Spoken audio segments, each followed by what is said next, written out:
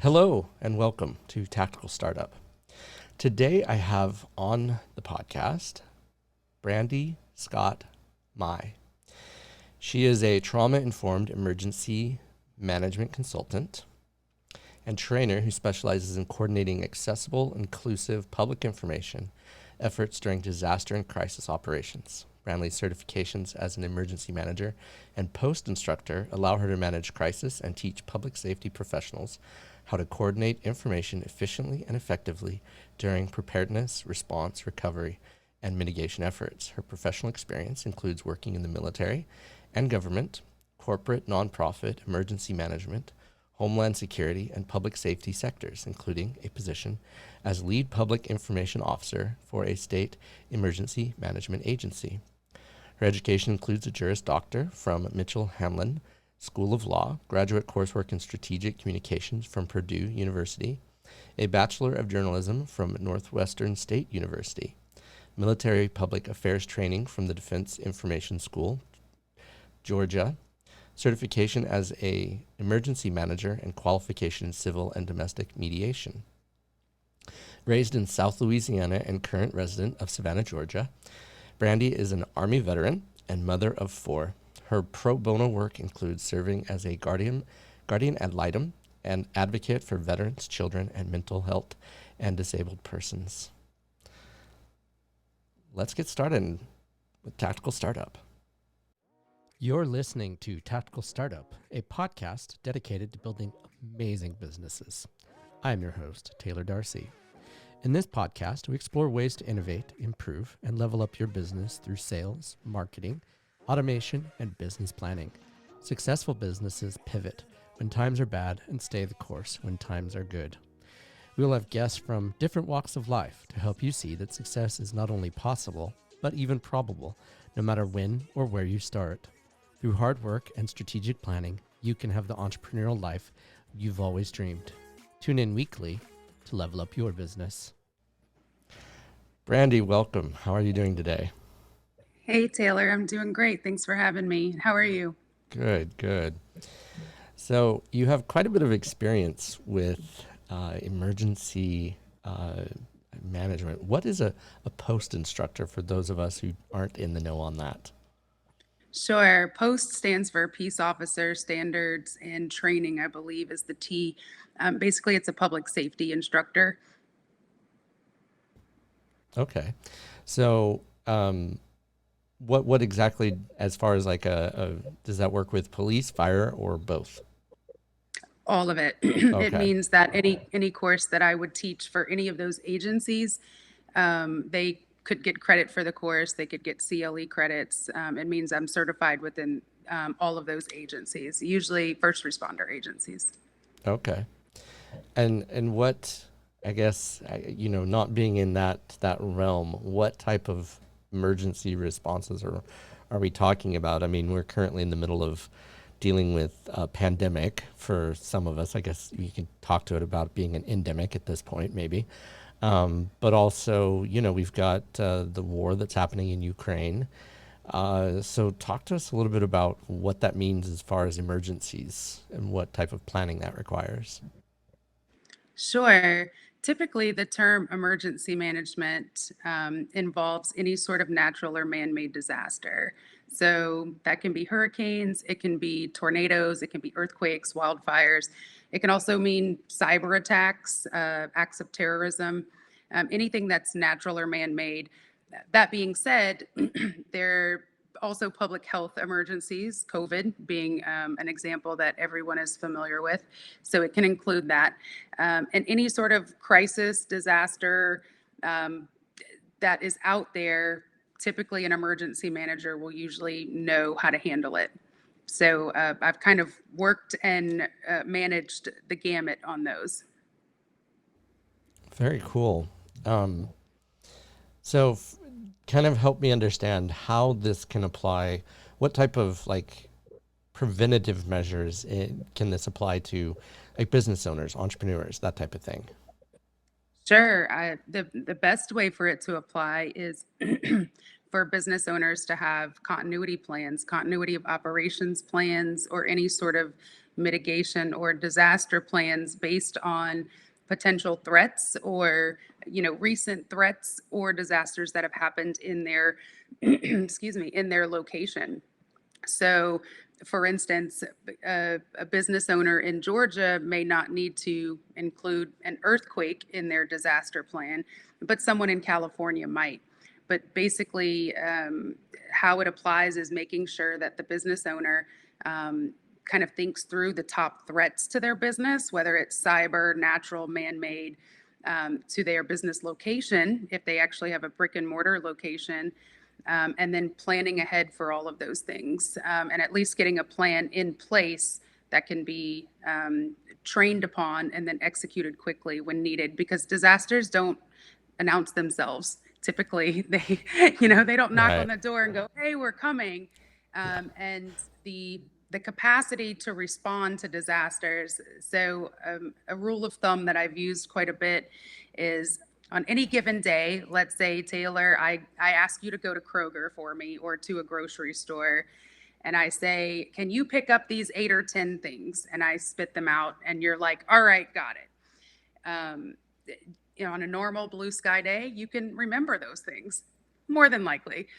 Right. During a disaster or a crisis situation, your ability to retain information goes down to about 3 items. If there's a disaster happening, I'm not going to ask you to go to the store for any more than 2 or 3 items. So the capacity to remember what to do and to know how to act decreases as a threat increases. And so planning ahead is really the best way that a business owner can protect their business and plan for those things. Right. I think you bring up some interesting points. I mean, I talk about business planning all the time with my clients, but we don't address that type of plan, right? Like, I mean, just from as an attorney, as a business attorney, I don't talk about emergency planning. I don't talk about what to happen in case of an earthquake or in case of a flood or a storm or anything. I mean, heck, when COVID hit, I mean, there were a lot of people scrambling for a lot of different reasons because nobody that I'm aware of had a plan for a pandemic, right? And we went from open to closed in about 30 seconds, what seemed like. And there were technological issues that ran into that problem. So what I hear you talking about is really sitting down and identifying potential cases of emergency. Like, for instance, I'm a solo practitioner, but working on getting additional staff. So for me, it would be important to have backups or have people that could step in case I'm incapacitated if I end up in the emergency room, or if I ended up in a car accident where I couldn't be reached. What then? What's going to do that? So that's kind of what I get from what you're talking about. Is that accurate? That's very accurate. It's important. Lawyers and business owners typically know the term like succession planning, Right. or having a will is, everybody for the most part knows what having a will is, but nobody really is ever thinking of, oh, there's going to be a pandemic next year. Let's plan for that. So, what I either teach people or help them build is, what things would cost you your business if it failed? Is it technology? Is it if your bank account was hacked? Is it if you were in a car wreck? What things could, potentially pose problems with ethics with with any sort of oversight boards that you might have within your profession? And you kind of work backward from there. Like, what are the things that would cause you the most angst and grief, and then what are the threats in your area as far as natural and man-made disasters. And then once you get a good threat index, as we call it, then you can plan for those and go, okay, if my bank account is hacked, how do I pay my employees, or how do I pay my rent? um, that's just one example, but you kind of work the threat backward based on what would cause you any sort of financial or ethical issues, or life safety building issues. And then what are the most likely threats in your physical location? Okay, that makes a ton of sense. So I think you're talking about putting systems and redundancies in place, right? That's exactly it. Is what I hear, and I think you bring up some very valuable points because I see a lot of times where most business owners are just running like, with their hair on fire, and they don't sit down for even a minute to plan, right? Much less an emergency plan, or if they do sit down, Mhm. and if any business plan I've ever looked at, they don't talk about any type of emergency plan, any type of succession planning.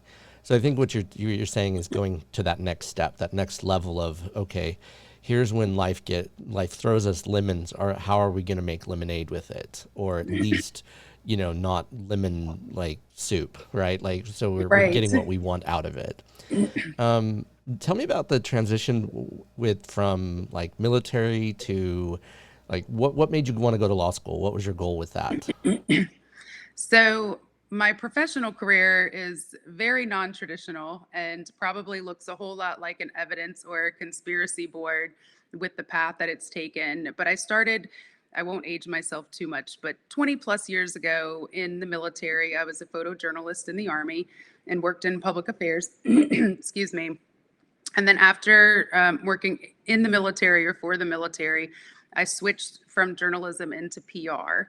And I did that for a number of years and began to specialize, if you would, in crisis communications. I learned that I worked better trying to put a puzzle together under fire. And several years ago, I got offered a position with our state agency as a senior public information officer. And that was just based on my communications and PR background. But once I got into the agency and started training and learning and working disasters, I developed a passion for it. It was very much like my military days. I got to use the crisis PR and, kind of the public safety part. And that was really something that I loved doing. And so I became certified as an emergency manager, as an instructor.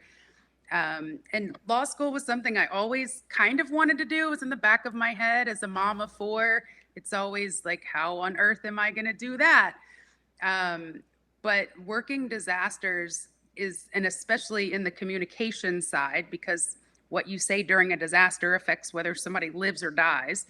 I'll be honest and kind of tongue in cheek, but also serious. I got tired of fighting with lawyers. Hmm. Like the legalities versus the saving lives. And personally, some opportunities came up where I could actually attend law school in one of the new hybrid programs. And so I was like, well, I'm tired of fighting with lawyers in crisis. I'm going to go become one. And Okay. that's kind of where from a PR into crisis. But you're as a business person and as having businesses as clients, I think we can all agree that if there is a crisis, whether it's a bad headline that's going viral or whatever reputation crisis, the two people that are going to be sitting at the CEO's table is going to be your PR director and your lawyer, and they're Yeah. going to be fighting. And so it's a little Olivia Popish, but that's really what kind of drove me there. Yeah. That makes a lot of sense. So, what is it that you hope to do with your law degree now that you've got there, and uh, yeah, what's your next step? Everything. Everything. Um, so for me, I'll continue to consult in Okay. emergency management. I also work with a local attorney here in Savannah who does civil litigation, which I love. I love handling the civil side, a lot of the discrimination, civil rights cases that we may get. And then starting in the fall, I'll also be a professor of crisis communications in an emergency management program as an adjunct professor. So I think now it's really just finding those clients and those opportunities for the intersect, and also working to teach and train some more, because all of this training and knowledge isn't any good for just one person. Now Right. it's the matter of helping others to achieve those things or learn about them.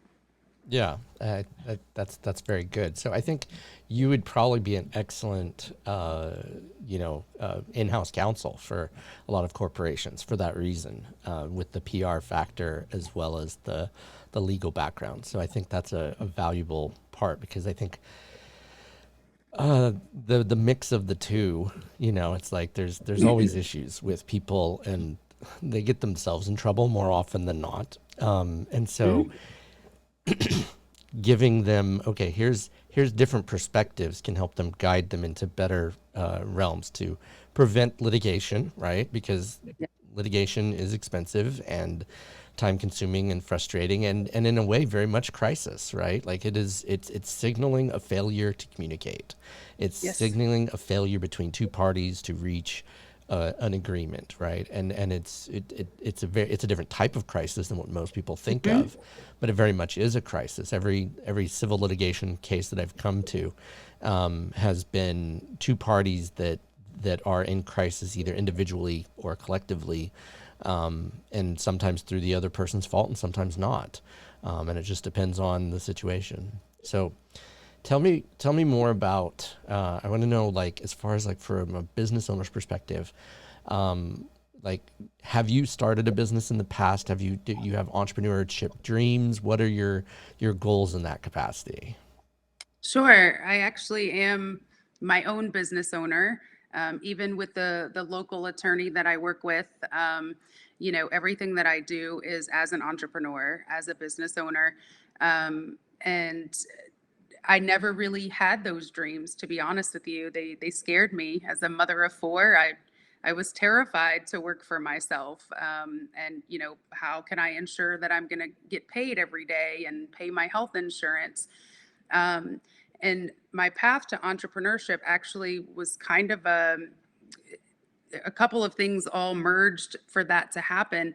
But really, I based it on how I wanted to kind of live my life and what I wanted my day to day to look like. And I wanted the freedom and autonomy to be able to, let's say, help multiple clients, or, matter of fact, I was working with the attorney here in Savannah and COVID hit, and I got a call from a global health organization saying, we need a director of communications for 30 days.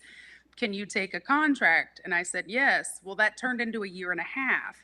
And Nice. so, I like having the agility and the autonomy to be able to help where I feel like my skills are valuable, and can help those communities. So I started first with what I wanted my day to day to look like, and then either sought out opportunities that could give me that, or said no to opportunities that came along that wouldn't give me that. So that was Right. also a case study for me in learning how to say no, because I'm like, yes, I'll save the world. um, so it I didn't start out intending to be a business owner or an entrepreneur, but I think I'm glad that my life evolved to get me here. Right. Yeah, I think that's so important, that and identifying your goals is a key component to that. I get it so many times when people don't even know what they're, like, they want to be a business owner, or they think they want to be a business owner, and they don't really sit down and identify those things that will help them to be a business owner or an entrepreneur. And I know that it's like, I don't mean to split hairs, but there is a difference. Like, people that are business owners aren't necessarily entrepreneurial. And just because you're entrepreneurial doesn't mean you necessarily want to be a business owner.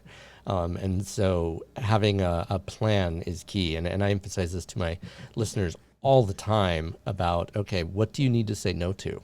Right? Because if you say yes to everything, you will explode, right? Like, there's just Mhm. not enough hours in the day. There's not enough money to go around for everything. It's just not possible to say yes to everything. And sometimes saying no is the smartest move that you can do. I'm curious, how do you do it with four kids? Tell me about that. So my children are older now. My children range from 15 as the youngest. My daughter is the youngest, and then three older boys that are 17, 18, and 22. So right now, there's not a whole lot of how do I do it with four kids, because they're older, self sufficient. They have great fathers. They spend a lot of time with their dads, and having a strong co parenting relationship where, hey, I've got to go work this disaster. You've got the kids. Hey, I've got law school exams or study for the bar. So but I also will say this, I do it the same way everybody else does, whether they have no kids or 15 kids or a spouse or no spouse, you get up every day and you wing it. And maybe having the 4 kids really prepared me for a career in crisis and disaster. I don't know. Maybe it was really good OJT, OJT, what does that mean? on the job training. Okay, just checking. Because Yes. military is notorious for using acronyms. Yes, we and are. and that's you always want to define your acronym before you use it, just for the rest of us, because I mean, like, we use it too in Latin. I mean, just like the level Mm-hmm. of, like, really, do we need to talk negligence per se, or res ipsa loquitur? Come on. Mm-hmm. So it's like, really, the rest of the world doesn't know what that Doesn't means. know what that means. So Yes. when I teach my business law classes, I make sure I define things first, because people don't know what I mean until Yes. I do. You're so right. Yeah, it's challenging, because you're like, I know what it means, and everybody I know knows what it means, but if you don't, if the people you're talking to don't, I that's one of the reasons why I do this podcast, was to help people, have an increased access to people like you and me, right? Because one of the problems is there's a very big access to law gap in society. And so while this is not designed for legal advice or any type of that sort of thing for the podcast, it's meant to help these business owners that, there's a lot of good gurus out there, and that's great for them. But sometimes what the gurus say isn't necessarily accurate, or it worked for them because of who they are. And so what I try to do is share wisdom and knowledge that works for lots of different people.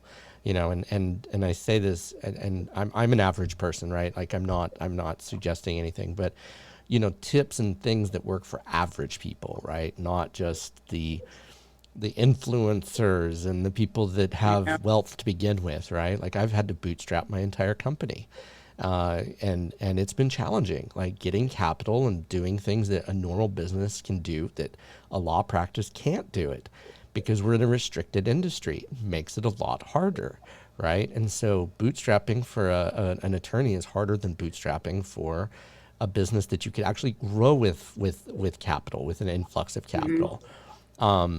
And it's a service-based business, which means it's very much tied to our time. And we only have 24 hours in a day, so it limits what we can do, just because we're not, we have to sleep sometime. So let me see. I wanted to ask you, what are your, once you pass the bar, I wanted to talk to you about that, because I know that you've taken it a couple of times, and I wanted Yes. to talk about that, because absolute respect for you, because taking the bar once is hard enough. Taking it twice, I bow to that, because the bar was the hardest thing I've ever had to do in the category of tests. And so tell me about what your plans are. I'm not necessarily plans, but how did you manage that? How did you take the bar twice and not go crazy? Um, I think you're operating under the presumption that I didn't go crazy. But I'm still here and I'm still standing. I took the July bar last year, 2021, and it was remote. So I took it from my home on the computer. And that was really, really difficult, actually, because there was no scratch paper. Everything about, business or law is pen, paper, and you kind of map things out. And so that was very hard. I have diagnoses of autism, PTSD, ADHD. So my brain doesn't quite work the way that a neurotypical brain does, Right. or, we'll just use neurotypical. So not having the scratch paper was definitely a detriment, as was my computer crashing with software. Um, but, Taylor, I had, before I ever went to law school at 38, 39 years old, I had decided that even if I could never pass the bar, that a JD was still enough. Like, and I made sure to kind of make peace with that. Like, I'll keep trying, I'll never stop. But even if I never do, I'm okay with that. I Right. know that that test is not made for people with brains like mine and diagnoses like mine. I did take the February bar just a few weeks ago, and it was in person. We were able to have our pens and our paper. And I feel like, and I did request and get ADA, Americans with Disabilities Act accommodations for that one. And so I feel like it went a little bit better, but honestly, Taylor, I won't know until late May near Memorial Day how I did on that. And if I didn't do well, then we take it in July again and we just, run the bar exam cycle. But Right. balancing that was just just like I did with law school, you study at night and on weekends. And I'm absolutely an introvert anyway. So I was totally fine with that. And we'll just kind of see how it works out. Nice. Nice. Um, yeah, that's absolutely admirable. And you're right. The bar exam is not designed in any capacity for people that are not neurotypical. It's just not. And they didn't consider it. And I mean, I'm happy that you were able to get the accommodations that you needed, because that would certainly affect anybody's ability to take the exam. Yeah, I don't envy anybody that had to take it during the pandemic. I really truly don't, because as if it's not stressful enough, you add to it, okay, now I have to worry about all of these other external factors. And so my mad respect for you and your ability to be resilient. To make you help you, I want you to know that there's a gentleman in California that took the bar 42 times and still was not able to pass. And he finally gave up. But I don't know what the cost is in South Carolina, but I know that California, it's approximately $1,000 every time you take it. Mm-hmm. And it's also, you only get it every 6 months. So that means it took him 21 years and $42,000 approximately to never become an attorney. And your heart has to hurt for that, right? And then Absolutely. I've known people that have taken it 3 and 4 times, and I've known people that have taken it 12 times. And what do we call them? Attorney. So at the end, Lawyers, yes. exactly, at the end of the day, it only matters that you pass. And nobody that's worth their salt, anybody that truly matters, isn't going to hold that or any type of thing against you, because they know how hard it was. And I mean, yes, I passed on my first attempt, but it was not like an easy thing. Like, it darn near killed me. Mm-hmm. And I couldn't imagine taking it more than once. And so absolutely, you've got my respect for that. That's one of the reasons why I wanted you to come on my podcast and talk about it, because I think one of the things that I see a lot of is business owners start giving up rather quickly. When the moment things get difficult, and law school is not easy by itself. I mean, just that alone is challenging. Then you add the bar, which takes basically all of law school and stuffs it into 3 months, 6 months tops. And it's a recipe for a lot of anxiety and fear and panic and angst, and just it's like Xanax, here you come, right? I mean, that's just, or whatever you need to get through it. Right. Comfort food. I mean, I'll be honest, I gained a few pounds, or, more Yeah. than a few, and during the pandemic, as well as during bar exam, and cortisol is not your friend. And so, the important thing is, what type of wisdom would you share with people that are going through similar, maybe not the same, obviously, because not everybody's trying to become an attorney, but what would you share with them to help them get through those tough times like you've gotten through? I have a few, as a former PR person, of course I do have a few, taglines that I use that I live by. I teach to my children. I've shared with law school classmates. But the main one that comes to mind is forward is a pace.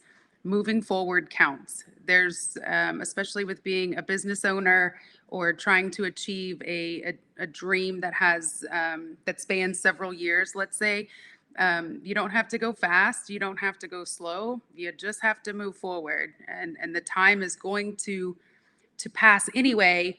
And as long as you keep moving forward, then it will be here one day.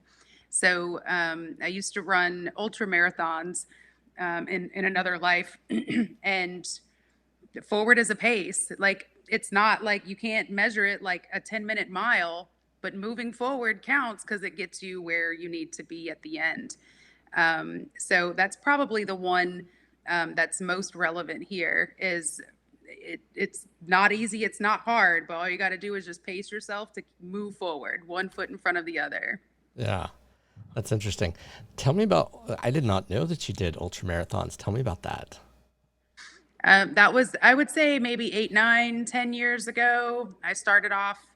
Um, I I hadn't run or exercised since my Army days, and I had just moved to Savannah, and I decided I wanted to get into shape.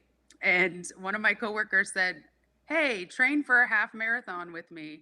And I said, "Okay, no problem." And we signed up with Leukemia and Lymphoma Society. We raised money. We trained for a half. And it was like a big party where you happened to be exercising. And so I did that and then ended up doing several more halves. And my second son loved to run them with me. And through that, through the running half marathons, I met a number of local runners. Savannah's a big running community, probably because it's flat. So, highly recommend. And got involved in the ultra community and just started running those. And what I loved about it was, look, I cannot get up and run from here to the end of the street right now, nor have I ever been able to. But the ultra marathon community was so inclusive and accessible. I could go walk them. I could run for a minute, walk for a minute. I could go out there and volunteer. I could go hang out and walk laps with my son. And so it was a way for me to be involved in a community of runners, even though I was the slowest one and probably the one that wasn't running most of the time. But the what I call the elite runners, the ones that do the 100 milers and they sprint the whole time, they'd still run by and go, "Good game, you're doing great." And I'm like, I love these people. And so Nice. it was really, the community is really what got me into it.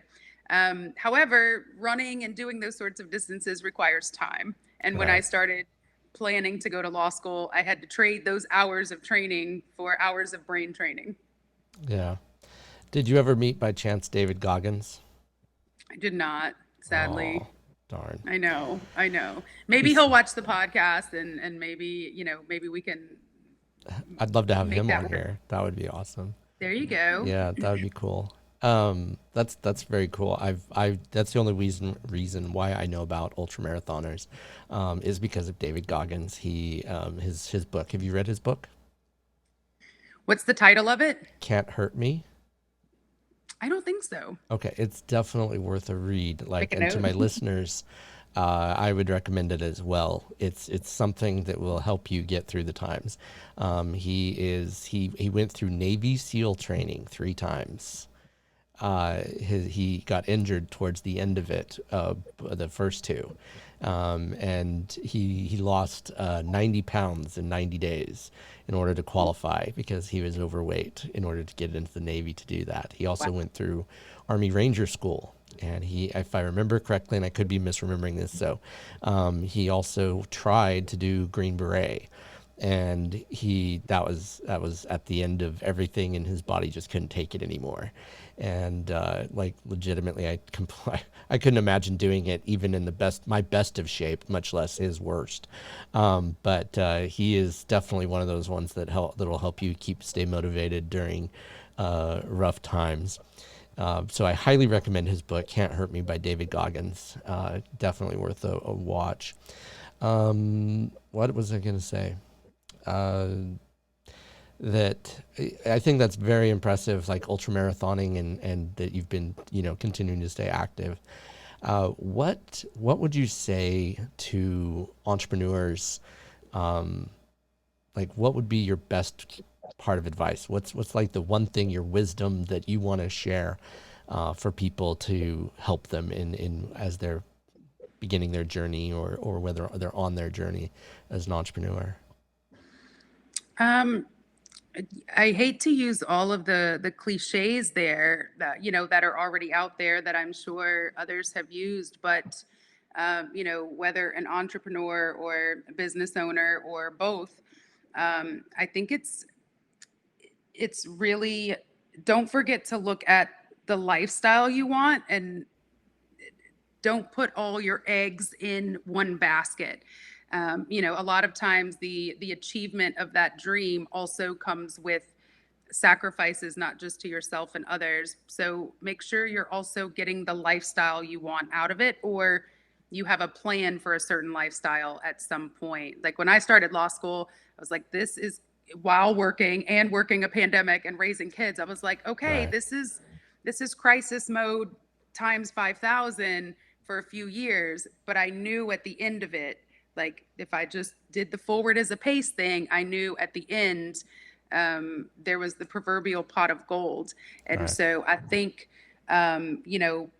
sometimes if entrepreneurs or business owners, if they can't quite identify or solidify a business goal, let's say 1, 3, 5 years from now, then what is their life goal? Like, what does their Monday through Friday look like 5 years from now? And working backward from there can be insightful as well.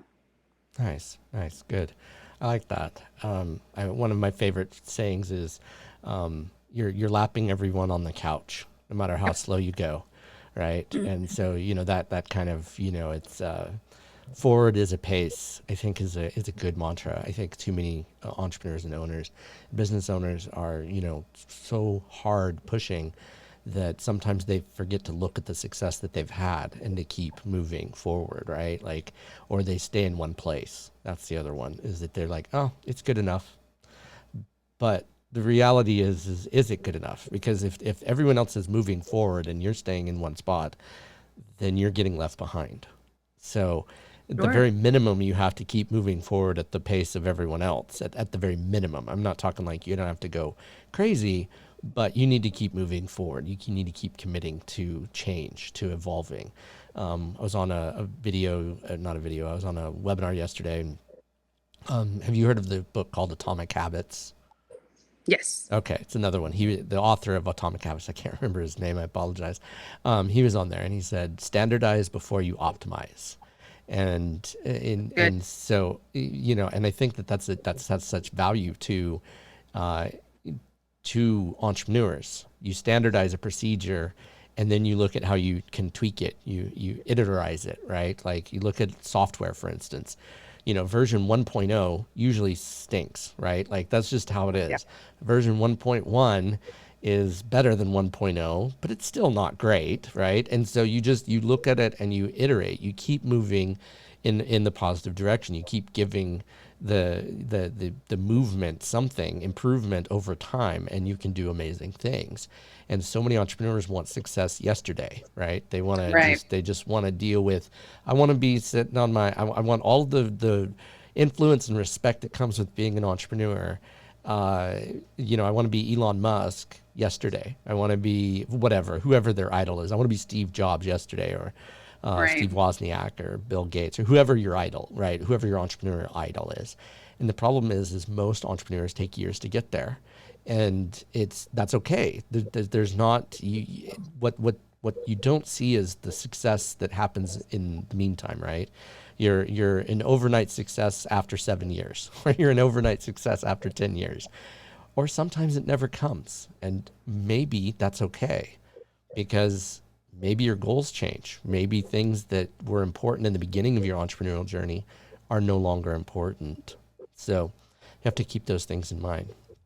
I, So I completely agree. I wanted to offer one thing there that for those entrepreneurs, that water breaks, naps, and snacks are all just as important to the race. And, taking a break and sitting on the couch is just as important to the race as the forward part, right, because the body and the mind need that break to heal. yeah, So it doesn't have to be 24/7 forward. As long as, forward as a pace counts like holistically. But sometimes in order to move forward, you need to sit on the couch and rest and maybe ice your feet. yeah. I think that's an important part. Is moderation is key, right? Like anything can be healthy. Like some people say, oh, sugar is bad for you, and I'm not suggesting sugar is good for you. I'm simply saying that if you have a little bit of sugar occasionally, that's okay. It's a lot of sugar all the time that gets you in trouble, or a Right. lot of anything. There's literally nothing that you can have everything of and it not hurt you, right? You can get sick from vegetables. You can get sick from too much fruits. And so having moderation in everything, and that goes for business too. I think a lot of entrepreneurs miss that. They forget, they'll spend 80 hours, 90 hours a week working and then forget that they have a life. And so they end up being miserable because, yeah, sure, they might have accomplished lots of things, but they're not really happy, right? Yes. They've sacrificed their happiness for what they're doing, and unfortunately, sometimes that doesn't love you back, right? Like it doesn't love you back the job sometimes. So you have to really look at, what can you do to love yourself, right? What can you've got to do self-care. You've got to take care of those things. And sometimes saying no is the strongest thing you can do, and take care of that. So, well, we're getting to the end of the episode, but before we do, I have a couple of questions that I wanted to ask you that are just fun questions, just so my audience can get to know you and to reach out to you. The first one is, brag to me about the best things that have happened in the last 30 days in your life. Lay it all out. I The last 30 days, I got to be honest, Taylor, that might not be a good time frame because I've taken the Okay. bar exam in the last 30 days. So it Oh, being done okay. uh, is probably a good thing. And spending time with kids and family. And I live in Savannah. I live in what's dubbed in many places one of the most beautiful cities in the world. So I'm lucky and blessed in a lot of ways. But I'd say to brag about something that's happened. I finished the bar exam. I finished the Hey, February 22 bar exam, and that's that's where legit. it happened. That is absolutely worth bragging about, no doubt about it.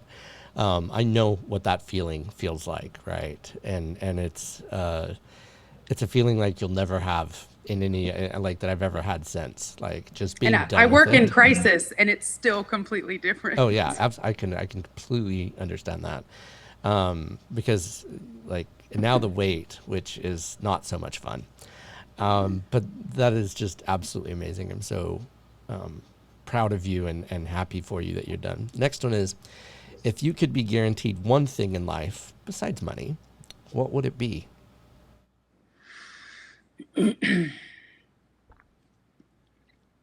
That's a tough one. I I'll go with the what I recognize is a cliche answer, but I would really want, you know, peace for my children. Just for them to not have roadblocks, gatekeeping, systemic issues blocking the people that they want to be and become. All right. So I think that's if I could just take the magic wand or the machete and just take all of those hurdles out from in front of them. I think that's what I would want. Right. I think For that's me, I beautiful. want an unlimited supply of Diet Coke. So Diet Coke's your kryptonite, huh? It is. It Okay. is. Yeah, mine's Dr. Pepper, unfortunately. I love Dr. Pepper. It's my I've thing. worked several activations for natural disasters, and I'm not a coffee drinker, but most of those operation centers always have coffee and water. So every time I would show up to work an activation, I would bring my own bag of ice and like case of Diet Coke or two, and that way I always had a supply. Nice, nice. All right. Last, if you had someone follow you around for the whole day, what would you have them do?